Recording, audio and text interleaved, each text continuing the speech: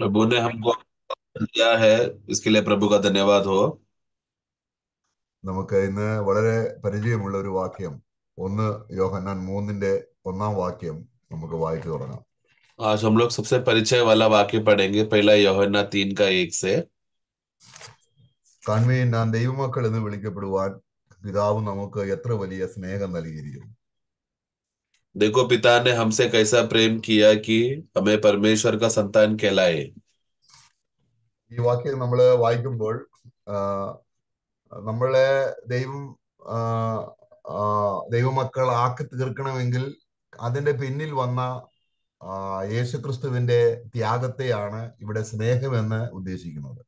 तो हमें हम सब लोग परमेश्वर का संतान बन जाने के लिए, उस हम उस अवस्था में पहुंच जाए या उस पदवी में पहुंच जाने के लिए क्या क्या अवस्था और कष्ट से प्रभु को गुजरना पड़ा, उसको संक्षेप में कहा गया है प्रेम। तो प्रेम वो दिखाता है कि प्रभु ने हमको हमारे लिए कितना कष्ट सहा ताकि हम संतान बन जाए। അപ്പോൾ നമ്മൾ ദൈവമക്കളാകുന്നതിന് മുൻപേ നമ്മൾ വേറെ ഏതൊക്കെ നിലയിൽ ചില മക്കളായിരുന്നു എന്നുള്ളതാണ് തിരുവചനം നമ്മളെ വെളിപ്പെടുത്തുന്നത്. അതുകൊണ്ടാണ് और ദൈവസ്നേഹത്തിന്റെ ആഴം അറിയും. നമ്മള് ദൈവമക്കളായി തീരണമെങ്കിൽ നമ്മൾ നേരത്തെ ദൈവമക്കളല്ലാതിരുന്ന നിലയിൽ ചില മക്കളായിരുന്നു. അപ്പം ആ സ്ഥിതിയെ കുറിച്ച് നമ്മൾ അറിഞ്ഞെങ്കിലേ എന്താണ് ദൈവസ്നേഹത്തിന്റെ ആഴം, നമ്മളെ ദൈവമക്കളാക്കി തീർത്ത ദൈവത്തിന്റെ സ്നേഹം എന്താണെന്നുള്ളത് നമുക്ക് മനസ്സിലാക്കാൻ കഴിയുള്ളൂ. तो हम लोग जब परमेश्वर के संतान है करके जब भी बोलते हैं, समय में एक समय ऐसा था कि हम परमेश्वर के संतान नहीं थे। और क्योंकि हम परमेश्वर के संतान नहीं थे, किसी और बातों का और किसी और चीजों का संतान होकर उसकी अवस्था में जी रहे थे। तो ये तो प्रभु का प्रेम की वजह से है, हम लोग प्रभु का संतान, परमेश्वर का संतान हो गया। तो वो क्या है कि एक जमाने में हम किस किस बातों में किसी और बातों का संतान और बच्चे हो गए थे, वो अगर हम सही रीति से समझेंगे तो हमें परमेश्वर का संतान बनाने के लिए प्रभु का प्रेम क्या है करके गहराई से हम समझ पाएंगे। അപ്പൊ നമ്മള് ആദ്യമായിട്ട് നമ്മള് ഒന്ന് ഈ ലേഖനത്തിൽ തന്നെയുണ്ട് നമ്മളെ ദൈവമക്കൾ എന്ന് വിളിക്കപ്പെടുന്ന ആ സ്നേഹത്തിന്റെ ഇത് പറയുമ്പോൾ നമ്മൾ നേരത്തെ ആ ലേഖനം 1 യോഹന്നാൻ 3-ന്റെ 8-ാം വാക്യത്തിൽ നമ്മൾ വായിക്കുന്നത് इसी का 3 का 8 में हम लोग पढ़ते समय में पहले हम लोग प्रभु को संतान होने से पहले क्या थे करके वाक्य 8 में, പാപം ചെയ്യുന്നവൻ സാത്താന്റെ മകനാകുന്നു വായിക്കുന്നു. जो कोई पाप करता है वो शैतान की ओर से है और ഒരു शैतान का संतान है। അപ്പോൾ ഒരു സിംഗുലർ ആയിട്ട് ഒരു വ്യക്തിയോട് പറയുകയാണ് നീ പാപിയാണ് എങ്കിൽ സാത്താന്റെ മകനാണ്. അപ്പോൾ നമ്മൾ ഒരു കോർപ്പറേറ്റ് ആയിട്ട് പറയുമ്പോൾ പാപികളായതുകൊണ്ട് നമ്മൾ സാത്താന്റെ മക്കളാണ് എന്നാണ് അവിടെ തിരുവചനം നമ്മളെ മനസ്സിലാക്കുന്നത്. അപ്പൊ നമ്മൾ ദൈവമക്കളാകുന്നതിന് മുൻപേ നമ്മൾ വേറെ എന്തോ ആയിരുന്നു. അത് പ്രധാനമായിട്ടും നമ്മൾ പാപികളാണ് എന്ന് പറയുമ്പോൾ അതിന്റെ അർത്ഥം നമ്മൾ സാത്താന്റെ മക്കളാണ് എന്നുള്ളതാണ്. तो इसके लिए जो पाप करता है करके व्यक्तिगत रीति से बोला गया है, लेकिन हम सबको साथ में लेकर अगर बोले तो हम जो पापी लोग हैं, तो हम जो वो स्वभाव क्या है, जो कोई भी पापी लोग है वो वास्तव में शैतान के ओर से था, शैतान के संतान थे। അപ്പൊ അപ്പൊ പാപത്തിന്റെ നിലയിൽ നമ്മളെല്ലാവരും പാപികളായി ജനിച്ചവരായതുകൊണ്ട് സർവ്വലോകവും സാത്താന് കീഴിലായതുകൊണ്ട് സാത്താന്റെ സന്തതികളായതുകൊണ്ട് നമ്മളെ ദൈവമക്കളാക്കി തീർക്കണമെങ്കിൽ യേശുക്രിസ്തുവിന്റെ ഇടപെടൽ ഉണ്ടായി. അവൻ രക്തം ചൊരിഞ്ഞ് അവൻ നമ്മുടെ പാപങ്ങൾക്ക് പരിഹാരം വരുത്തിയിട്ട് നമുക്ക് അവരെ ആ പാപപരിഹാരത്തിന്റെ അടിസ്ഥാനത്തിലാണ് ദൈവം നമ്മളെ മക്കളായിട്ട് സ്വീകരിക്കുന്നത്. तो जब पूरा संसार पाप के अधीन में था और पूरे संसार के लोग शैतान के अधीन में होने की वजह से और पाप के अधीन के होने की वजह से हम लोग शैतान के वश में थे और उनके संतान कहलाए जाने वाले थे, उस अवस्था से हमें हटाने के लिए प्रभु को कार्य करना पड़ा। उस बचाव का कार्य जो हमें पाप से छुटकारा देकर और शैतान का अधीन से हमें बचाने का जो कार्य जो प्रभु ने किया है, वो बात में है वो प्रभु का वो प्रेम छुपा हुआ है, जिसके वजह से हम लोग प्रभु शैतान के संतान का वश से हटकर प्रभु के संतान हम हो गए। അപ്പൊ നമ്മൾ ആ നിലയിൽ പാപത്തിന്റെ മക്കളായതുകൊണ്ട് നമ്മൾ അവിടെ വായിക്കുന്നുണ്ട്. അവിടെ അതിന്റെ 1 പത്രോസ് നമ്മള് എഫേസ്യ ലേഖനം അതിന്റെ 2-ാം അധ്യായത്തിന്റെ 2-ാം വാക്യത്തിൽ നമ്മൾ വായിക്കുന്നത് നമ്മൾ അനുസരണക്കേടിന്റെ മക്കളായിരുന്നു എന്നാണ്. കാരണം പാപനിമിത്തം നമ്മൾ അനുസരണക്കേടിന്റെ മക്കളായി. तो हम लोग क्योंकि इस रीति से पाप के वश में रहने के वजह से और उसी के अधीन में जीने की वजह से, एफेसियों का पुस्तक 2:2 में हम पढ़ते हैं कि हमारा अवस्था क्या था, एक समय में हम आज्ञा ना मानने वालों का कार्य थे, उनके बच्चे थे हम लोग। the children of disobedience. तो हम लोग आज्ञा ना मानने वालों का मानने का बच्चे थे हम लोग। അപ്പോൾ അവിടെ നമ്മൾ അനുസരണക്കേടിന്റെ മക്കളിൽ വ്യാപരിക്കുന്ന ആത്മാവിനെ അനുസരിച്ച് നടന്നു എന്നവിടെ വായിക്കുന്നുണ്ട്. और हम लोग जैसा हम पढ़ते हैं कि जैसे एक जमाने में जो आज्ञा ना मानने वालों मानने वाले बच्चों का उसी आत्मा के अधीन में हम जी रहे थे। അപ്പൊ നമ്മൾ ആരായിരുന്നു? നമ്മൾ സാത്താന്റെ സന്തതികളായിരുന്നു. तो हम लोग अभी शैतान के बच्चे थे കർത്താവ് അത് ഇടപെട്ടു. और प्रभु ने उसमें कार्य किया। കർത്താവ് നമ്മളെ പാപമോചനത്തിന്റെ വില കൊടുത്ത് നമ്മളെ ന്യായവിധിയിൽ നിന്ന് രക്ഷിച്ച് ദൈവമക്കളാക്കി. അവനെ കൈക്കൊണ്ട് അവന്റെ നാമത്തിൽ വിശ്വസിക്കുമ്പോൾ ആ വ്യക്തി ആ നിമിഷം തന്നെ ദൈവത്തിന്റെ മകനാകുന്നു, ദൈവത്തിന്റെ മക്കളാകുന്നു.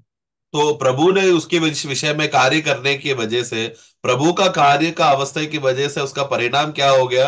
उस कार्य में इतना बड़ा सामर्थ्य है कि जो कोई भी प्रभु का उस क्रूस का कार्य पर विश्वास करेगा वो परमेश्वर का संतान हो जाएगा। അപ്പോൾ തന്നെ അവിടെ വായിക്കുന്നുണ്ട്, നമ്മൾ എഫെസ്യർ 2:3 വായിക്കുന്നത് നമ്മൾ കോപത്തിന്റെ മക്കളാകുന്നു. അവിടെ ചിൽഡ്രൻ ഓഫ് റാത്ത് 3-ാം വാക്യത്തിൽ തന്നെ അവിടെ ചിൽഡ്രൻ ഓഫ് ഡിസൊബീഡിയൻസ് എന്ന് പറയുന്നുണ്ട്. നമ്മള് അനുസരണക്കേടിന്റെ മക്കളാകുന്നു. 3-ാം വാക്യത്തിൽ നമ്മള് കോപത്തിന്റെ മക്കളായിരുന്നു. तो हमने वाक्य 2 में, हिंदी में वो आया नहीं है, हिंदी में ऐसा आना चाहिए कि हम आज्ञा ना मानने वालों का संतान था। और फिर वाक्य 3 में हम पढ़ते हैं कि स्वभावी से हम लोग क्या थे? क्रोध के संतान थे, वाक्य 3 में। അപ്പോൾ ഈ ക്രോധം എന്ന് പറയുന്നത് ദൈവകോപം. और वो क्रोध मतलब परमेश्वर का क्रोध जो पापियों के ऊपर है। നമ്മള് അനുസരണക്കെട്ടവരായതുകൊണ്ട് കർത്താവായ യേശു ക്രിസ്തുവിന് ഈ ഭൂമിയിൽ വന്ന് നമ്മളുടേതായിരിക്കുന്ന അനുസരണം നിലവിൽ കൊണ്ടുവരുവാൻ, ഏക മനുഷ്യന്റെ അനുസരണക്കേടിനാൽ അനേകർ പാപികളായി അല്ലെങ്കിൽ കോപത്തിന്റെ മക്കളായി തീർന്നപ്പോൾ യേശു ക്രിസ്തുവിന്റെ അനുസരണത്താൽ നമ്മളെ നീതിമാന്മാരാക്കാൻ യേശു ക്രിസ്തുവിന്റെ അനുസരണം ദൈവസ്നേഹത്തിന്റെ വലിയൊരു ദൃശ്യമായി നമുക്ക് വെളിപ്പെട്ട് വന്നിരിക്കുകയാണ്. കാരണം യേശു അനുസരിച്ചതുകൊണ്ടാണ് നമുക്ക് ദൈവമക്കളായി തീരാൻ ഇടവന്നത്. तो हम लोग क्योंकि आज्ञा ना मानने वाले दशा में थे, उस अवस्थे में एक मनुष्य का अनाज्ञाकारिता की वजह से पूरा दुनिया में पाप आया और मृत्यु आया, जिसकी वजह से सभी पापियों के ऊपर परमेश्वर का क्रोध बसा हुआ है। परंतु एक मनुष्य का आज्ञाकारिता की वजह से हम सब लोग परमेश्वर का धर्मी ठहराए गए। तो वो प्रभु का एक आज्ञाकारिता का कार्य की वजह से है। उन्होंने जो प्रेम में वो कार्य किया, उस कार्य के बदौलत थे हम लोग सब लोग परमेश्वर का संतान कहलाए जाने का लायक का अवस्थे में पहुंच गए। നമ്മള് ഇപ്പൊ നമ്മൾ വായിച്ചു, നമ്മള് ജാതീയമായ നിലയിൽ അനുസരണക്കേടിന്റെ മക്കളാണ്, കോപത്തിന്റെ മക്കളാണ്, നമ്മൾ സാത്താന്റെ മക്കളാണ്. കാരണം ന്യായവിധിക്ക് നമ്മൾ വിധേയപ്പെട്ടിരുന്നു. ഇങ്ങനെയൊക്കെ ആയതുകൊണ്ട് നമ്മളെ കുറിച്ച് വായിക്കുന്നത് നമ്മള് ലോക മനുഷ്യരാണ്, അല്ലെങ്കിൽ ലോകത്തിന്റെ മക്കളാണ്. നമ്മൾ ലൂക്കോസിന്റെ സുവിശേഷം 20-ാം അധ്യായത്തിന്റെ 34-ാം വാക്യത്തിൽ വായിക്കുമ്പോൾ हम लोग, क्योंकि हम लोग इस स्वभाव में, इस रीति से रहने की वजह से, क्योंकि हम लोग शैतान के संतान है और आज्ञा ना मानने वाले के संतान है और क्रोध का संतान होने की वजह से, और इसी रीति से संसार का अवस्था हमारे अंदर रहने की वजह से हम देखते हैं कि हम लोग इस संसार का लायक के, संसार के संतान तय करके हम देखते हैं। लूका का पुस्तक 20वां अध्याय में हम पढ़ते हैं, അതിന്റെ 34-ാം വാക്യം, उसका 34 में हम इस रीति से हम देखते हैं। അതിന് യേശു ഉത്തരം പറഞ്ഞത്, ഈ ലോകത്തിന്റെ മക്കൾ വിവാഹം കഴിക്കുകയും വിവാഹത്തിന് കൊടുക്കുകയും. അപ്പൊ നമ്മൾ ഒരിക്കൽ ഈ ലോകത്തിന്റെ മക്കളായി, നമ്മൾ ദൈവമക്കളാകുന്നതിന് മുൻപേ, അല്ലെങ്കിൽ നമ്മൾ ദൈവരാജ്യത്തിന് യോഗ്യരായി തീരുന്നതിന് മുൻപേ നമ്മൾ ഈ ലോകത്തിന് മക്കളായിരുന്നു. तो वहां पर यीशु कहता है कि यीशु ने कहा कि इस युग का संतान जो, तो विवाह में जो विवाह शादी होती है, तो मतलब ये युग का संतान संतानों को बोलते समय में, एक जमाने में हम लोग नया जन्म होने से पहले हमारा दशा, हमारा अवस्था क्या था कि हम लोग ये दुनिया का, ये संसार के संतान थे, क्योंकि हमारा वो संसारिक स्वभाव हमारे अंदर था। അപ്പോൾ ഈ ലോകത്തിൽ, അതാണ് കർത്താവ് പറഞ്ഞത്, നിങ്ങളെ ഞാൻ ഈ ലോകത്തിൽ നിന്നും ഞാൻ നിങ്ങളെ തിരഞ്ഞെടുത്തു. എന്തിനാണ്? ഈ ലോകത്തിന്റെ മക്കളായിരിക്കാതെ ദൈവമക്കളായിരിക്കേണ്ടതിന് എന്ന് നമ്മള് യോഹന്നാന്റെ സുവിശേഷം 15-ാം അധ്യായത്തിൽ വായിക്കുന്നുണ്ട്. तो इसलिए प्रभु कहता है यूहन्ना का सुसमाचार 15 अध्याय में कि मैं तुम लोग को जगत से चुना, संसार से चुना, ताकि तुम लोग अभी संसार के संतान ना रहे बल्कि प्रभु के संतान हो जाओ। इसके लिए प्रभु ने चुना है करके हम पढ़ते हैं। അപ്പൊ നമുക്ക് അവിടെ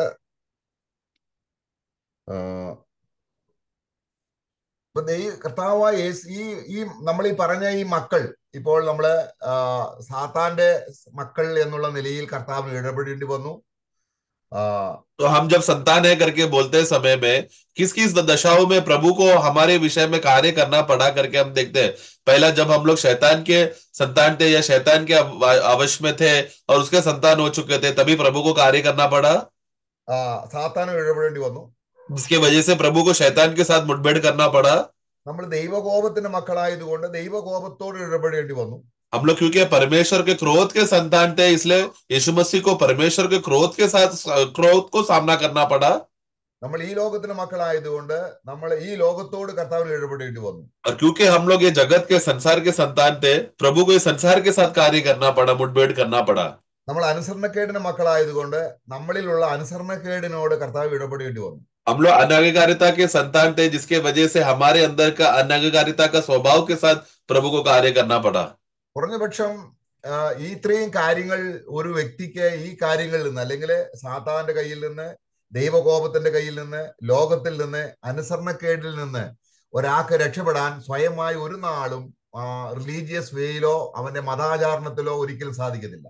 तो इस प्रकार का अवस्था में हम जो फंसे हुए थे, जिसके उस फंसने की वजह से हम लोग शैतान के अधीन में थे और उसके संतान थे, संसार के संतान थे, अनाज्ञाकारिता के संतान थे। और इस रीति से हम लोग अवस्था में रहने की वजह से हम लोग कभी भी अपना स्वयं का सामर्थ्य या कोई रीत रिवाज करके, कोई धर्म का बात को पालन करके इस अवस्था से हम लोग बाहर नहीं निकल सकते थे। उसी बंधन में फंसे थे हम लोग। അതുകൊണ്ടാണ് ദൈവസ്നേഹം, നമ്മൾ ദൈവമക്കളായി തീരുവാനുള്ള ദൈവത്തിന്റെ സ്നേഹം, ദൈവം ഏത് നിലയിലാണ് തന്റെ പുത്രനെ ഉപയോഗിച്ചത്, അതാണ് ഏറ്റവും വലിയ ദൈവസ്നേഹത്തിന്റെ മർമ്മമായി വെളിപ്പെട്ടത്. इसके लिए हम लोग इस रीति से प्रभु ने किस रीति से हमें प्रेम किया है करके वो बात को भेद की रीति से हमको समझ में आता है। അങ്ങനെ ദൈവസ്നേഹത്തിൽ നമുക്ക് യേശുക്രിസ്തുവിന് നേരെ ഓപ്പോസിറ്റായ നിലയിലായിരുന്നു നമ്മൾ. യേശുക്രിസ്തു ഒരിക്കലും പിശാചിന്റെ മകനായിരുന്നില്ല, കോപത്തിന്റെ മകനായിരുന്നില്ല, ഈ ലോകത്തിന്റെ മകനായിരുന്നില്ല, അനുസരണക്കേടിന്റെ മകനായിരുന്നില്ല.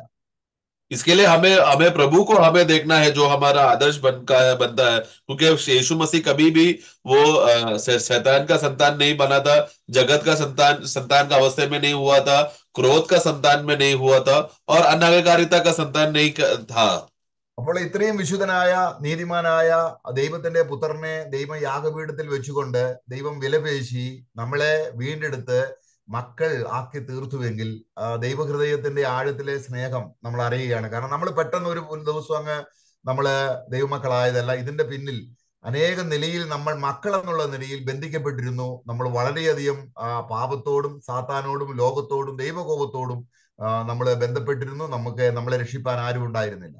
तो इस रीति से जो पवित्र और निष्कलंक और शुद्ध यीशु मसीह, इस रीति से शुद्ध रहने के बावजूद भी उनको हमारे लिए बलिदान होना पड़ा। और जिस जिस अवस्थे में हम लोग फंसे हुए थे, उस अवस्थे से हमें बचाने के लिए प्रभु को ये सब कार्य करना पड़ा करके, ये बात जब हम देखते समय में उसमें प्रभु का प्रेम को छुपा हुआ है। उस प्रेम में हम देखते हैं कि प्रभु ने हम लोग जो अनाज्ञाकारिता का अवस्था में था, क्रोध के अवस्था में था, शैतान के अधीन में था और संसार के अवस्थे में उनके संतान के दशा में हम लोग थे, इस सबसे प्रभु ने हमें छुड़ाया और उनका प्रेम के द्वारा परमेश्वर का संतान होने का हमें अवस्था में लेकर आया। അപ്പൊ നമ്മള് വേറൊരു നിലയിൽ നമ്മൾ ശാപത്തിന്റെ മക്കളായിരുന്നു. കാരണം നമ്മള് ഗലാത്യ ലേഖനം 4-ാം അധ്യായത്തിന്റെ 4 മുതൽ വായിക്കുമ്പോൾ അങ്ങനെയാണ് കാണുന്നത്. हम लोग एक तरीके से हम लोग देखा जाए तो हम लोग श्राप के संतान तय करके हम गलती का पुस्तक 4:4 में हम पढ़ते हैं। അപ്പൊ അതിൽ നമ്മളെ വിലയ്ക്ക് വാങ്ങുവാൻ, അല്ലെങ്കിൽ ആ ന്യായപ്രമാണത്തിന്റെ ശാപത്തിന്റെ അവസ്ഥയിൽ നമ്മളെ വിലയ്ക്ക് വാങ്ങുവാൻ, तो और वहां पर हम लोग जो व्यवस्था के अधीन में उस श्राप में फंसे हुए थे, उसमें से प्रभु ने मूल दाम देकर हमें छुड़ाया। അപ്പൊ കുറഞ്ഞപക്ഷം ഇത്രയും കാര്യങ്ങൾ നമ്മൾ ചിന്തിച്ചാൽ എന്റെ പണ്ടത്തെ അവസ്ഥയിൽ ഏതെല്ലാം നിലയിൽ ഞാൻ ആരുടെ മകനായിരുന്നു അല്ലെങ്കിൽ ആരുടെ മക്കളായിരുന്നു എന്നുള്ളതിനെ കുറിച്ച് ഉള്ള ഒരു വിശദീകരണം നമ്മൾ അറിയുമ്പോഴാണ് ദൈവത്തിന്റെ സ്നേഹം എങ്ങനെ ദൈവം വെളിപ്പെടുത്തി എന്ന് നമ്മൾ അറിയുള്ളൂ. तो इस रीति से एक जमाने में हम लोग किस किस प्रकार का अवस्थे में हम लोग फंसे हुए थे परमेश्वर का संतान होने से पहले, और कोई अन्य चीजों का हम लोग संतान थे और उसी में दबे हुए थे करके, उस बोध का एहसास अगर हमको होगा, जिसके और वो अवस्थे में हम लोग समझ में आएंगे, तो हम लोग वास्तव में प्रभु ने हमसे कितना बड़ा प्रेम किया कि उस अवस्थे से हमें छुटकारा देकर प्रभु का संतान बनाने के लिए, परमेश्वर का संतान बनाने के लिए प्रभु ने कार्य किया, वो अवस्था को हम समझ पाएंगे। അപ്പോൾ ഇതിന് നേരെ ഓപ്പോസിറ്റ് ആയിട്ടുള്ള നിലവാരത്തിലേക്കാണ് ദൈവം നമ്മളെ കൊണ്ട്. നമ്മൾ പിശാചിന്റെ മക്കൾ അല്ല, ഇനിയും കോപത്തിന്റെ മക്കളല്ല, ഈ ലോകത്തിന്റെ മക്കളല്ല, അനുസരണക്കേടിന്റെ മക്കളല്ല, നമ്മള് ശാപത്തിന്റെ മക്കളല്ല എന്ന് വിധി എഴുതിയ ഒരു നിലയിൽ നമ്മളെ ദൈവം എത്തിച്ചു എന്നുള്ളത് സ്നേഹത്തിന്റെ പ്രകടമാണ്. तो परमेश्वर ने जब अपना प्रेम को प्रकट किया करके बोलते समय में उस प्रेम का प्रकटीकरण में इतना बड़ा प्रदर्शन को हम देखते हैं कि हम लोग एक समय में जिन जिन बातों का संतान था उसका सीधा विपरीत और उल्टा बातों में हो गया, जिसके वजह से छुटकारा मिलने के वजह से और आज नया जन्म के वजह से आज हम लोग शैतान के संतान नहीं है, संसार के संतान नहीं है, क्रोध के संतान नहीं है, अन्यायकारिता के संतान नहीं है और श्राप के संतान नहीं है। എന്നാൽ നമ്മളിപ്പോൾ ആരാണ്? കാൺമീൻ, നാം ദൈവമക്കളാകുവാൻ ദൈവം നമുക്ക് എത്ര വലിയ സ്നേഹം നൽകിയിരിക്കുന്നു. परंतु अभी हम लोग क्या है कि देखो हम लोग पिता को किस रीति से प्रेम किया कि हम परमेश्वर के संतान कहलाए जाए। ഇങ്ങനെ നമ്മൾ പറയുമ്പോൾ തന്നെ യേശുക്രിസ്തുവിന്റെ നിലവാരം അനുസരിച്ച് അവന്റെ ടൈറ്റിലിനോട് ചേർത്ത് നമ്മൾ മക്കൾ എന്ന് പറയപ്പെടുന്നു. ഉദാഹരണമായിട്ട് കർത്താവ് യേശു പറയുകയാണ്, ഞാൻ വെളിച്ചമാണ്, ഞാൻ വെളിച്ചത്തിൻ്റെതായ വെളിച്ചമാണ്. അപ്പം വെളിച്ചത്തിന്റെ മക്കളാക്കി തീർത്തു എന്ന് നമ്മളെ 1 തെസ്സലോനിക്കർ 5:5 വായിക്കുന്നുണ്ട്. तो इसलिए इसलिए प्रभु ने ये सब प्रभु ने किया हुआ कार्य के आधार पर है जो जिसको हमें वो छुटकारा मिला है, और उस छुटकारा मिलने के बाद प्रभु के नाम के शीर्षक के साथ जो भी अनुभव है उसी शीर्षक के साथ हमें भी उसका नाम का शीर्षक का पदवी हमें मिला है। उदाहरण के लिए 1 थिस्सलुनी 5:5 में हम पढ़ते समय में, क्योंकि यीशु मसीह जगत का ज्योति है और वो स्वयं ज्योति है, उस मसीह में आने की वजह से हम लोग क्या हो गए, हम भी जगत के संतान बन गए, हम लोग जो ज्योति के संतान बन गए हम लोग। നമ്മള് യോഹന്നാന്റെ സുവിശേഷം 1-ാം അധ്യായത്തിൽ വായിക്കുന്നുണ്ട്, കർത്താവായ യേശുക്രിസ്തു വെളിച്ചമാണ്. हम लोग यूहन्ना 1 में हम पढ़ते हैं ना कि पर यीशु मसीह जगह वो ज्योति है। അപ്പൊ യേശുക്രിസ്തുവിന്റെ ആ ദൈവത്വത്തിലും അവന്റെ മനുഷ്യത്വത്തിലും പ്രകടമായ സ്വഭാവത്തെ വെളിപ്പെടുത്തിക്കൊണ്ട് പറയുകയാണ്, ഇരുളിന് ഓപ്പോസിറ്റ് ആയിട്ട് അല്ലെങ്കിൽ സാത്താൻ എതിരായിട്ടുള്ള യേശുവിന്റെ യോഗ്യത എന്ന് പറയുന്നത് അവന് വെളിച്ചമാണ്.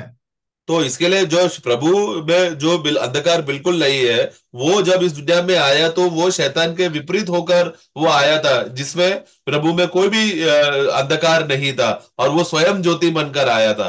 അപ്പൊ നമ്മൾ 1 തെസ്സലോനിക്കർ 5:5 വായിക്കുകയാണ്, നാം വെളിച്ചത്തിന്റെ മക്കളാണ്. हम लोग 1 थिस्सलुनी 5:5 में हम पढ़ते हैं कि हम सब लोग ज्योति के संतान है। അപ്പം നമ്മള് ദൈവമക്കൾ എന്ന് പറയുമ്പോൾ അതിന്റെ അർത്ഥം എന്താണ്? तो हम लोग प्रभु के संतान है करके बोलते समय में उसका मतलब क्या है? നാം ഇനി ഇരുളിന്റെ മക്കളല്ല, कि अभी हम लोग कभी भी ज्योति के संतान नहीं है, अंधकार के संतान नहीं है। നാം ക്രിസ്തു എങ്ങനെ ഈ ഭൂമിയിലായിരുന്നുവോ അതുപോലെ ലോകത്തിന്റെ വെളിച്ചമായിരിക്കാൻ ദൈവത്തിന്റെ പ്രകാശമുള്ളവരായി ദൈവത്തിന്റെ മകനായി വെളിച്ചത്തിന്റെ മക്കളാണ്. बल्कि हमें मसीह में जिस रीति से इस दुनिया में ज्योति को प्रकाश करके जीने वाला व्यक्ति था यीशु मसीह, उसका जीवन में आने की वजह से हम सब लोग ज्योति के संतान कहलाए गए हैं, जिसकी वजह से हम अंधकार से बच गए हैं। അവിടെ തന്നെയുണ്ട്, അവിടെ നമ്മള് സൺസ് ഓഫ് ഡേ 1 തെസ്സലോനിക്കർ 5:5 അങ്ങനെയാണ് വായിക്കുന്നത്. और उसके बाद उसी में हम लोग पढ़ते हैं कि 1 थिस्सलुनी 5:5 में कि हम दिन के संतान हैं। നമ്മുടെ ചിൽഡ്രൻ ഓഫ് ലൈറ്റ് ആണ്, ചിൽഡ്രൻ ഓഫ് ഡേ ആണ്. हम लोग जो है ज्योति के संतान भी है और दिन के संतान भी है। ഈ രണ്ട് ക്വാളിറ്റിയും ക്രിസ്തുയേശുവിനുള്ളതാണ്. और ये दोनों गुण जो है यीशु मसीह यीशु में है। ഒരുപക്ഷെ നമ്മളിൽ നമ്മുടെ അനുഭവപരമായ നിലയിൽ ഈ ഒരു നിലയിൽ പൂർണ്ണ വെളിച്ചത്തിലേക്ക് എത്തിയില്ലെങ്കിൽ പോലും, പൂർണ്ണ വെളിച്ചം അല്ലെങ്കിൽ പോലും, നമ്മളിൽ അന്ധകാരവും പാപവും വരാമെങ്കിൽ പോലും നമ്മൾ മേൽ ദൈവം വിളിക്കുന്ന പേര് തന്റെ പുത്രന്റെ പേര് തന്നെയാണ്. യേശുക്രിസ്തു പകലിന്റെ മകനാണ് അല്ലെങ്കിൽ വെളിച്ചത്തിന്റെ മകനായതുകൊണ്ട് നമ്മളെയും ദൈവം children of light, children off day എന്നാണ് വിളിക്കുന്നത്. तो ये भले ही हम लोग को अनुभव के रीति में जब में देखते हैं समय में ये हम लोग अभी भी अंधकार में फंसे हुए हैं और ज्योति का कार्य का विषय में हम लोग पाप का विषय का स्वभाव में, शारीरिक स्वभाव में अभी भी हम लोग रहने की वजह से पूर्ण रीति से ये सब अवस्था से छुटकारा नहीं पाए हैं, तो भी हम लोग गिर जाते हैं। तो भी प्रभु ने जब जो कार्य किया यीशु मसीह के द्वारा, उस यीशु मसीह का कार्य के वजह से है हमें आज भी वो शीर्षक और वो पदवी हमको मिला है। और क्योंकि यीशु मसीह सचमुच सच्चा ज्योति है और वो सच्चा दिन है, उसके जीवन के आधार पर है हमें वो पदवी मिला, जिसके वजह से हम लोग सर्वदा के लिए कहलाए जाते हैं कि हम ज्योति के संतान हैं और दिन के संतान हैं। ക്രിസ്തുവിന്റെ നാമം കൂടാതെ, ക്രിസ്തുവിന്റെ യോഗ്യത കൂടാതെ നമ്മൾ വെളിച്ചത്തിന്റെ മക്കളല്ല. मसीह का योग्यता अगर हमें नहीं है तो फिर हम लोग कभी भी वो संतान नहीं, मसीह के परमेश्वर के संतान कहलाए जाने का अवस्था नहीं होगा। प्रभु यीशु मसीह का योग्यता की वजह से है हम लोग ज्योति के संतान कहलाए जाते हैं। നമ്മുടെ 1 യോഹന്നാനിൽ നമ്മൾ വായിക്കുന്നത്, അവൻ സ്നേഹത്തിൽ അവൻ വെളിച്ചത്തിൽ ഇരിക്കുന്നത് പോലെ നാമും വെളിച്ചത്തിൽ ഇരിക്കുന്നു.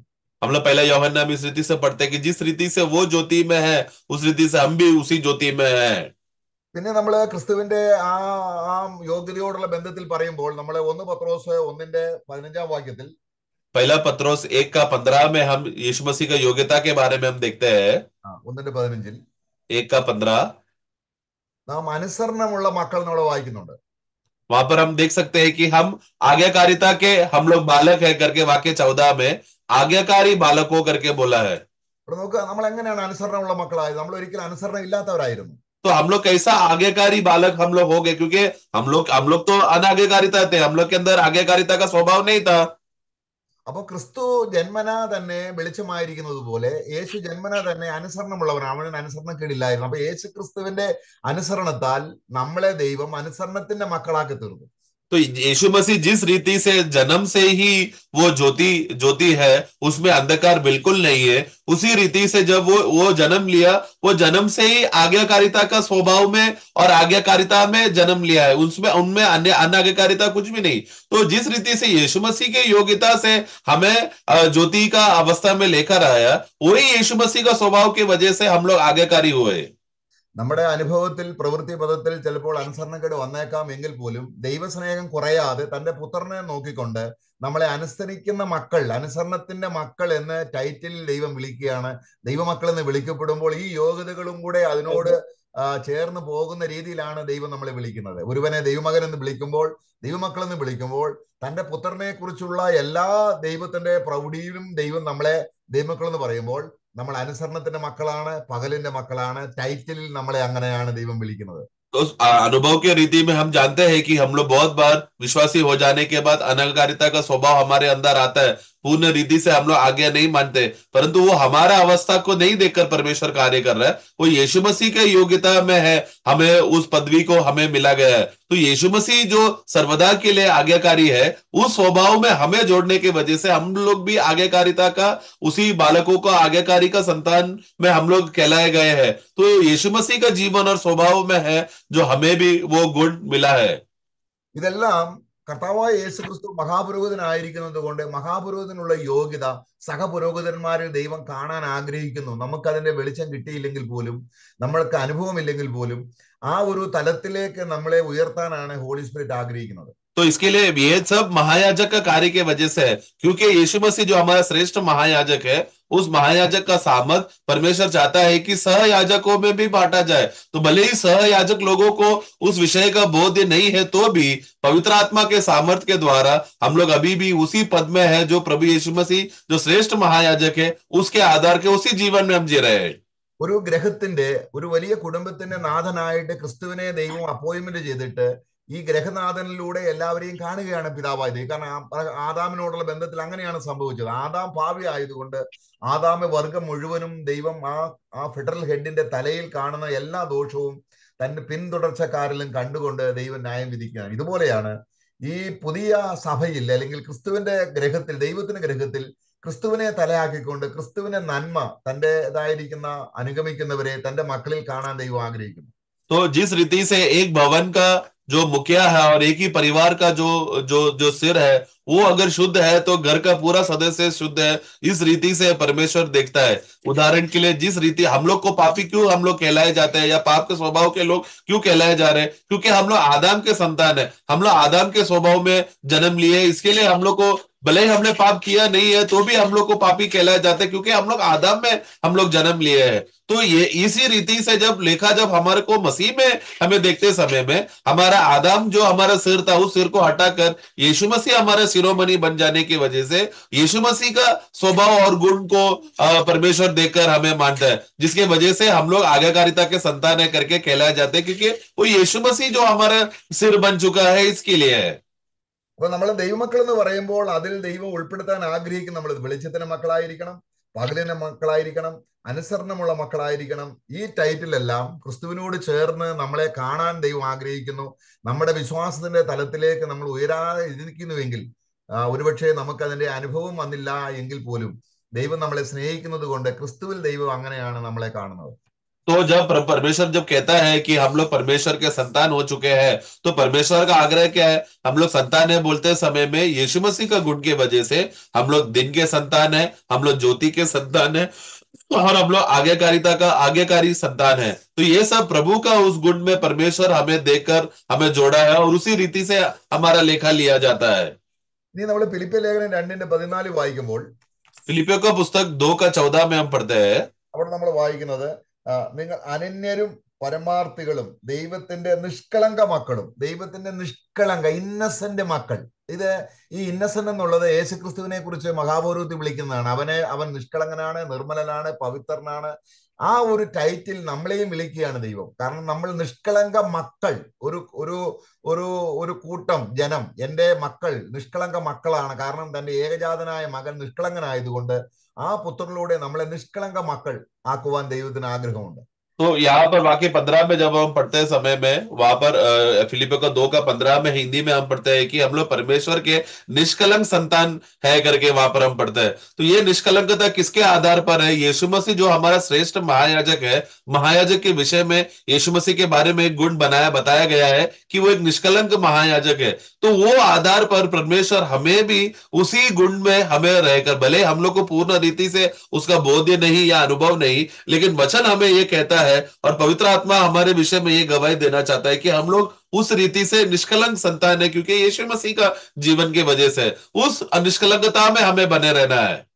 നമ്മൾ ഇപ്പോഴും ക്രിസ്തുവിനെ കൂടാതെ ഉള്ളവരാണെങ്കിൽ, ക്രിസ്തുവിലുള്ള ഈ ഈ മഹത്വ പദവിയിലേക്ക് ദൈവം നമ്മളെ എത്തിച്ച സ്നേഹം കണ്ടില്ലെങ്കിൽ, ഇപ്പോഴും നമ്മൾ പിശാചിന്റെ മക്കളാണ്, കോപത്തിന്റെ മക്കളാണ്, ഈ ലോകത്തിന്റെ മക്കളാണ്, അനുസരണക്കേടിന്റെ മക്കളാണ്. നമ്മളെ മരണത്തിന്റെയും ശാപത്തിന്റെയും മക്കളായിട്ട് തന്നെയാണ് നമ്മളായിരിക്കുന്നത്. तो अगर ये प्रभु ने किया हुआ कार्य को, जो प्रभु ने हमें छुटकारा के लिए जो कार्य किया, और उस कार्य के द्वारा हमारे जीवन में जो बदलावट आया है, ये अनुभव अगर किसी को नहीं है, या फिर वो लोग नहीं पहचान पा रहे कि प्रभु ने हमारे लिए क्या किया है, तो वो क्या रहेगा?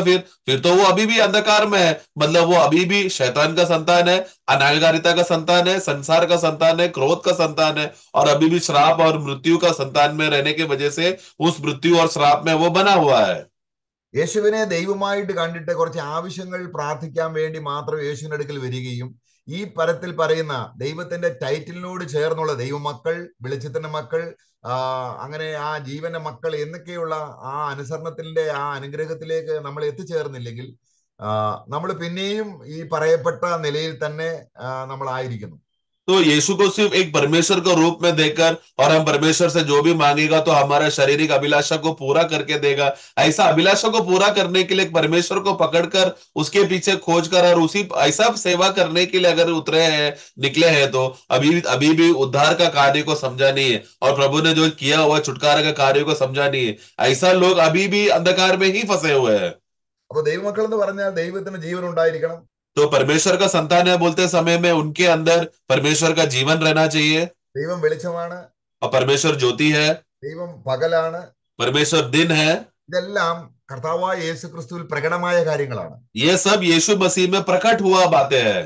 അപ്പോൾ യേശുവിനെ കുറിച്ച് പറയപ്പെടുന്ന എല്ലാ കാര്യങ്ങളും നമ്മുടെ മേലും ആരോപിക്കുവാൻ ദൈവത്തിന് ഒരു റൈറ്റ് ഉണ്ട്. അതാണ് ക്രൂശിലെ ക്രിസ്തുവിന്റെ മരണം. तो इसके लिए यीशु मसीह का में जो जो स्वभाव प्रकट हुआ और जो जो गुण प्रकट हुआ है, पिता परमेश्वर ये बात का अधिकार देता है कि यीशु मसीह का गुण का वही शीर्षक का स्वभाव को हमें भी वो गिना जा रहा है। ഇനി നമ്മളെ കുറിച്ച് ഇനിയും അവിടെ വായിക്കുന്നത്, നമ്മൾ എഫെസ്യ ലേഖനം 5:1 വായിക്കുന്നത് പ്രിയ മക്കൾ. ദൈവം एफिसियों का पुस्तक 5:1 में हम लोग पढ़ते समय में वहां पर हम देखते हैं कि इसलिए प्रिय बालकों करके कहा है। അവിടെ ക്രിസ്തുവിനെ കുറിച്ച് എഫെസ്യ ലേഖനം 1:5-6 വാക്യത്തിൽ beloved sun, my beloved one എന്ന് പറയുന്നുണ്ട്. ദൈവം ആരെയും അങ്ങനെ ബിലവഡായിട്ട് പറയാറില്ല. തന്റെ പുത്രനെ കുറിച്ച് മാത്രമേ എന്റെ ബിലവഡ് വൺ, ഇവൻ എന്റെ പ്രിയ പുത്രൻ എന്ന് പറയുന്നുള്ളൂ. तो हम लोग यीशु मसीह का स्वभाव में अगर हम देखा जाए तो हम जानते हैं कि यीशु मसीह एकमात्र ऐसा व्यक्ति था जो सिर्फ प्रिय प्रिय बालक था। यीशु मसीह की विषय में गवाही परमेश्वर ने, पिता परमेश्वर ने गवाही दिया है, ये मेरा प्रिय पुत्र है, इसमें मैं प्रसादित हूं। तो ये गुण का, ये स्वभाव का, वो शीर्षक का स्वभाव हमें मंडली को भी, कलीसिया को भी वो दशा दिया गया है। അതിന്റെ 6-ാം വാക്യത്തിൽ നമ്മൾ കണ്ടില്ലേ, എഫെസ്യ ലേഖനം 1:6 വാക്യം. एफिसियों 1:6 में हम पढ़ते हैं, പ്രിയനിൽ നമ്മൾ, പ്രിയൻ, ആ ബിലവഡ്. അപ്പോൾ നമ്മളെയും ദൈവം വിളിക്കുകയാണ്, ദൈവത്തിന്റെ പ്രിയ മക്കൾ. കാര്യം എന്താണ്? യേശുക്രിസ്തു ബിലവടായതുകൊണ്ടാണ്. तो वहां पर हम अनुग्रही से हम लोग उस मसीह का स्तुति हम करते हैं, क्योंकि उसने हमें उस प्रिय में उन्होंने हमें चुना है, यह स्वीकारा है, अपनाया है। അപ്പൊ നമ്മൾ ദൈവത്തിന് ഇപ്പോൾ നമ്മൾ ക്രിസ്തു മൂലം നമ്മൾ ആരാണ്? ദൈവത്തിന് പ്രിയ മക്കളാണ്. जिसके वजह से आज मसीह के वजह से हम लोग क्या हो गए, परमेश्वर के हम लोग परमेश्वर के लिए हम लोग मसीह के द्वारा हम लोग सब लोग प्रिय बच्चे हैं, प्रिय संतान है। അപ്പൊ കാൺമീൻ നാം ദൈവമക്കൾ എന്ന് പറയുമ്പോൾ ദൈവം നമ്മുടെ ഹൃദയത്തിലേക്ക് കൊണ്ടുവരുന്ന ആശയം നമ്മുടെ പഴയ സ്ഥിതിയിൽ നമ്മളെ ഏതെല്ലാം നിലയിൽ മക്കളായിരുന്നു എന്നുള്ളതിന്റെ ടൈറ്റിൽ എല്ലാം പൂർണ്ണമായും ക്രൂശിൽ കളഞ്ഞിട്ട് അതിനെ കംപ്ലീറ്റ് മായ്ച്ചു കളഞ്ഞിട്ട് ഇനി നമുക്ക് ആ പഴയ ടൈറ്റിൽ ഇല്ല എന്ന് പറഞ്ഞാൽ സാത്താന മകൻ ടൈറ്റിൽ നമുക്കില്ല. ഇനി നമ്മള് കോപത്തിന്റെ മക്കൾ എന്ന ടൈറ്റിൽ നമുക്കില്ല. ഇനി ലോകത്തിന്റെ മക്കളെന്നില്ല, അനുസരണക്കേടിന്റെ മക്കളെന്നില്ല, ശാപത്തിന്റെ മക്കളെന്നില്ല. ഇതെല്ലാം ക്രിസ്തുവിൽ ദൈവം നീർക്കളഞ്ഞിട്ട് ക്രിസ്തുവിലുള്ള ടൈറ്റിൽ നമുക്ക് തന്നിരിക്കുകയാണ്. നമ്മൾ പ്രിയ മക്കളാണ്, നമ്മള് നിഷ്കളങ്ക മക്കളാണ്, അനുസരണമുള്ള മക്കളാണ്, പകലിന്റെ മക്കളാണ്, വെളിച്ചത്തിന്റെ മക്കളാണ്. ദൈവം ഇതെല്ലാം യേശു ക്രിസ്തുവിനോട് ചേർത്ത് ക്രിസ്തുവിന്റെ യോഗ്യതയാണ് ദൈവം വെളിപ്പെടുത്തുവാൻ ആഗ്രഹിക്കുന്നത്. तो इसके लिए जब हम यूहन्ना पहला यूहन्ना 3:1 में पढ़ते समय में कि देखो पिता को ये कैसा पैसा कैसा प्रेम है कि वो कि हमें परमेश्वर का संतान है करके हमें बुलाया जाए, करके कहलाया जाए, तो हम परमेश्वर के संतान है करके जब बोलते समय में उस संतान में प्रभु क्या देखता है, परमेश्वर क्या देखता है कि अभी तुम लोग उस पुराने का अवस्थे में दशा में नहीं हो, क्योंकि मसीह में आने के वजह से उसका उनका जीवन के वजह से परमेश्वर कभी भी हमको वो शैतान का संतान है करके, या हम लोग अनागारिता के संतान है, या संसार के संतान है, या क्रोध का संतान है, श्राप का संतान है, इस रीति से ना देखते हुए यीशु मसीह का गुण और पहचान में हमें रखकर यीशु मसीह का जो गुण है वही शीर्षक और वही पदवी हमें देकर हमें दिन का और हमें ज्योति का और आज्ञाकारिता का और निष्कलंक और प्रिय संतान बोलकर प्रभु में हमें जोड़ा है। प्रभु को जिस रीति से देखते हैं वही शीर्षक और पदवी हमें भी मिला है।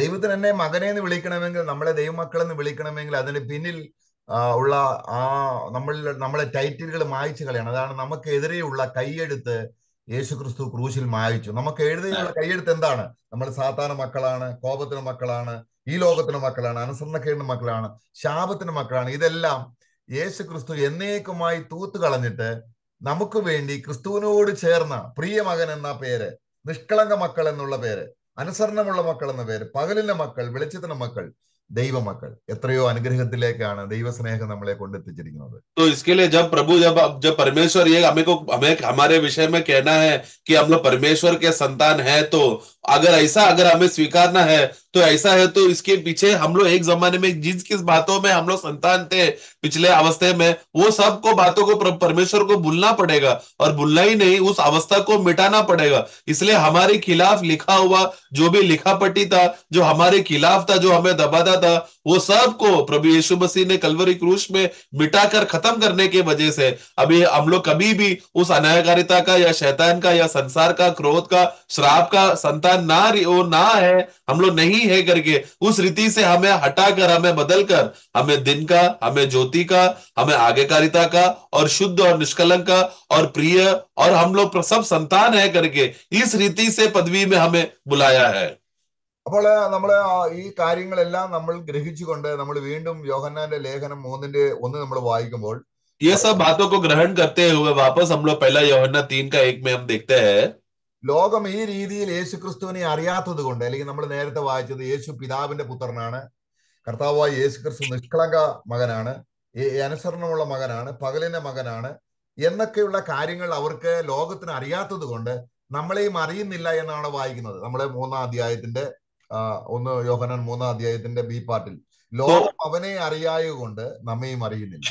वहां पर हम लोग पहला यूहन्ना 3:1 में उसका बी पार्ट में हम पढ़ते हैं कि इस कारण संसार हमें नहीं जानता, क्योंकि उन्हें उसे भी नहीं जाना। तो संसार ने कभी भी यीशु मसीह को नहीं जाना और पहचान नहीं पाया। यीशु मसीह कौन है करके संसार के लोग नहीं पहचान पाए, वो परमेश्वर का पुत्र है करके पहचान नहीं पाए, वो एक आज्ञाकारी पुत्र है करके वो लोग नहीं समझ पाए, वो एकदम शुद्ध है, निष्कलंक है, दिन का पुत्र है, ज्योति का पुत्र है करके ये सब बातें संसार यीशु मसीह का उस जीवन को और पुत्रत्व को वो लोग नहीं पहचान पाया। उसी रीति से संसार हमें भी नहीं उस अवस्था में नहीं पहचानता। നമ്മൾ കൊലോസ് ലേഖനം 2-ാം അധ്യായത്തിൽ നമ്മൾ വായിക്കുന്നത്, कोलोसों का पुस्तक 2 में हम पढ़ते हैं, 10-ാം വാക്യം, 2:10 में, ഈ പ്രപഞ്ചത്തിന്റെ എല്ലാ വാഴ്ചയുടെയും അധികാരത്തിനും തലയാണ് ക്രിസ്തു. ആ ക്രിസ്തു തലയാണെന്ന് ലോകം അറിയുന്നില്ല. ആ तो हम ക്രിസ്തുവിൽ നമ്മൾ പരിപൂർണരായി, നമ്മൾ പെർഫെക്റ്റ് ആണ്. ഈ പറയപ്പെട്ട കാര്യങ്ങളെല്ലാം പെർഫെക്റ്റ് आണെന്നാണ് നമ്മൾ വായിച്ചത്. वहां पर हम देखते हैं कि और तुम भी उसमें भरपूर हो गए हो, जो सारा प्रधान और अधिकार का शिरोमणि है। तो यीशु मसीह जो सारा ब्रह्मांड का अधिकार और शिरोमणि है, उस शिरोमणि में, उस सिर में हम लोग सब भरपूर हो चुके हैं। हम लोग सिद्ध है उस ने जो किया हुआ कार्य में। तो जो कोई मसीह में है, उन लोगों को प्रभु ने इस अवस्था में लेकर आया है। ഒരുവൻ ക്രിസ്തുവിലായാൽ അവൻ പുതിയ സൃഷ്ടിയാണ് എന്നുള്ള വചനം എത്രയോ വിശാലമായ രീതിയിലാണ് ദൈവത്തിന്റെ ആത്മാവ് നമുക്ക് വെളിപ്പെടുത്തുന്നത്. इसलिए जो कोई मसीह में है वो एक नया सृष्टि है करके वो वचन कितना गहराई से और विस्तार रीति से उसमें बातें छुपा हुआ है। കാൺമീൻ, നാം ദൈവമക്കൾ എന്ന് വിളിക്കപ്പെടുവാൻ പിതാവ് നമുക്ക് എത്ര വലിയ സ്നേഹം നൽകിയിരിക്കുന്നു. कि देखो, हम लोग परमेश्वर का संतान कहलाए जाने के लिए पिता परमेश्वर ने हमें किस रीति से, हमें कैसा प्रेम किया। നാം അങ്ങനെ തന്നെ ആകുന്നു. और हम है भी। കാര്യം എന്താണ്? ക്രിസ്തു അങ്ങനെ തന്നെയാണ്.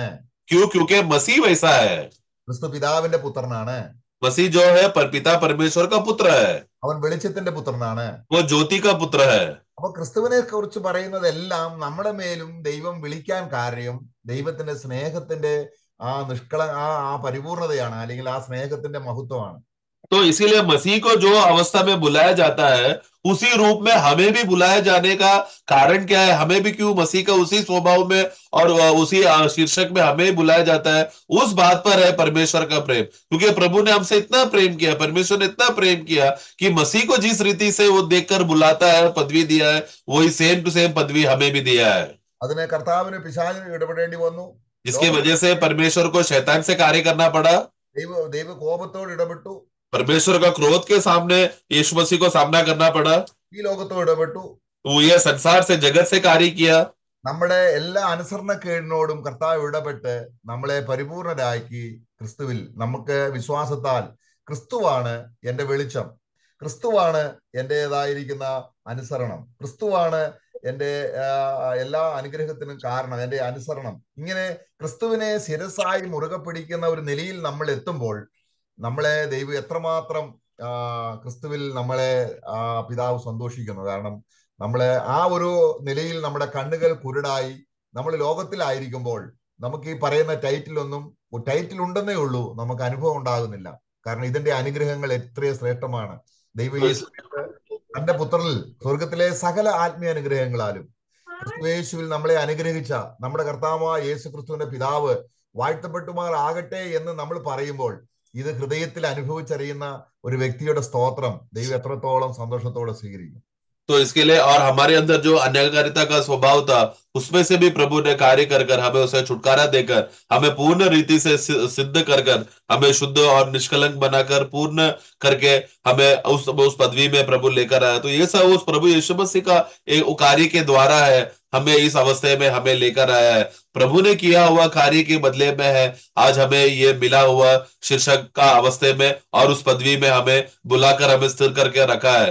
तो भले तो कितना भाग्य अवस्था है कि जब ये बात को हम पहचान पाते हैं और समझ पाते हैं, परंतु अगर यहाँ पर इस दुनिया में बिना अनुभव का या पहचान नहीं पाए तो कितना दुखी अवस्था होगा। लेकिन धन्य रहेगी वो लोग जो पहचान पा रहे, समझ रहे और उस प्रभु का, उस पुत्रता का गहराई का प्रेम में वो लोग और अधिक बढ़ रहे हैं। വിശ്വാസത്താൽ ക്രിസ്തുവിന്റെ അനുസരണത്തോട് ചേർത്ത് വെച്ച് നാം അനുസരണത്തിന്റെ മക്കളാണ് സഭ. तो इसलिए कलीसिया कौन है? कलीसिया वो है कि विश्वास के द्वारा प्रभु यीशु मसीह का आज्ञाकारिता का स्वभाव के वजह से हमें भी उसी आज्ञाकारिता में रखकर हमें उन आज्ञाकारिता का संतान बनाया। നമ്മള് അവനിൽ നാം വെളിച്ചത്തിന്റെ മക്കളാണ്, നാം ക്രിസ്തു വെളിച്ചമാണ്. हम उसी मसीह के द्वारा हम लोग जगत के, हम लोग जो ज्योति के संतान हम लोग बन चुके हैं और वो उसी में हम लोग दिन के संतान हैं। നാം അവരിൽ നിഷ്കളങ്കരാണ്. കാരണം ദൈവത്തിന്റെ സന്നിധിയിൽ നിഷ്കളങ്കരും വിശുദ്ധരുമാകേണ്ടതിന് നമ്മൾക്ക് വേണ്ടി അവൻ ഏൽപ്പിച്ചു തന്നു. और वो हम लोग उन मसीह में हम लोग निष्कलंक है, क्योंकि हमें निष्कलंक और सिद्ध रीति से हमें खड़ा करने के लिए मसीह ने हमें सौंपा है। ഇനി നമ്മള് ഒരു തരം താണ മക്കളല്ല, പ്രിയ മക്കൾ. പുത്രനെ പോലെ നമ്മളും പിതാവിന്, അത് കർത്താവ് പറഞ്ഞല്ലോ, എന്റെ പിതാവ് എന്നെ സ്നേഹിക്കുന്നത് പോലെ നിങ്ങളെയും അവൻ സ്നേഹിക്കുന്നു. इसलिए अभी हम लोग बच्चे हैं बोलकर गिरा हुआ दशा में नहीं, बल्कि उस प्रभु में प्रिय प्रिय बच्चे हैं, प्रिय संतान है। क्योंकि जैसे यीशु ने कहा कि जिस रीति से उन्होंने यीशु मसीह से प्रेम किया, पिता परमेश्वर ने यीशु से प्रेम किया, उसी रीति से हमसे भी प्रेम करता है। നമ്മുടെ കൂട്ടായ്മയിലും വ്യക്തിപരമായ പ്രാർത്ഥനയിലും ദൈവത്തോട് നന്ദിയുള്ളവരായിരിക്കാൻ കർത്താവ് നമ്മെ സഹായിക്കട്ടെ. തന്റെ പുത്രനോടൊപ്പം ഇരുത്തുവാൻ, പുത്രനെ പോലെ കാണുവാൻ, പുത്രനെ പോലെ നമ്മളെയും വെളിച്ചത്തിന് മക്കളാക്കുവാൻ, നമ്മളെ ക്രിസ്തുവിൽ പെർഫെക്റ്റ് ആക്കുവാൻ ദൈവത്തിന് കരുണ തോന്നിയ സ്നേഹം. അപ്പോൾ 1 യോഹന്നാൻ 3:1 വായിക്കുമ്പോൾ ഈ വിശദീകരണത്തിലേക്ക് നമ്മളെ എത്തിച്ചേർന്ന ആ വാക്യം വായിക്കുമ്പോൾ അത് എത്ര അനുഗ്രഹമാണ് നമ്മുടെ ഹൃദയത്തിന്. इसके लिए हमारे जीवन में कितना बड़ा आशीष की बात है। इसलिए इसी रीति से हमें और भी भाइयों को हमें देखना है और उनके विषय में हमें प्रार्थना करना है। एक दूसरे को, सब लोग इसी मुकाम में पहुंचे और उस अनुभव में पहुंचे और उस बोध्य में पहुंचने के लिए हम एक दूसरे के लिए हम प्रार्थना करें। इस बोध्य में रहते समय में जब हम लोग दोबारा 1 यूहन्ना 3:1 का उस वाक्य पढ़ते समय में, वो पढ़ते समय में कितना हम लोग को अधिक आशीष और धन्य अवस्था हमारे जीवन में होता है।